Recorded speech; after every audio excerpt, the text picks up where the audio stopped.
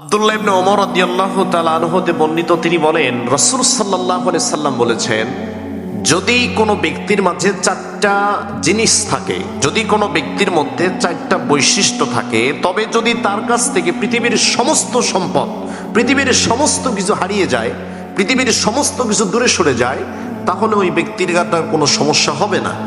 প্রথম যে কাজ, প্রথম যে জিনিসটা, সেটা হচ্ছে আমানত রক্ষা করা। যদি কোনো ব্যক্তি আমানতকে রক্ষা করতে পারে, আমানতের খেয়ানত না করে, আমানতদারিতে হয়, তাহলে ওই ব্যক্তিটা পৃথিবীর সমস্ত কিছু তার কাছ থেকে চলে গেলেও ওই ব্যক্তিটার কোনো সমস্যা নাই। 2 নাম্বার হচ্ছে সত্য কথা বলা, সত্যের পক্ষে থাকা, মিথ্যাকে পরিহার করে চলা। 3 নাম্বার যে গুণের কথা আল্লাহর নবী বললেন, সেইটা হলো সুন্দর চরিত্র, উত্তম চরিত্র।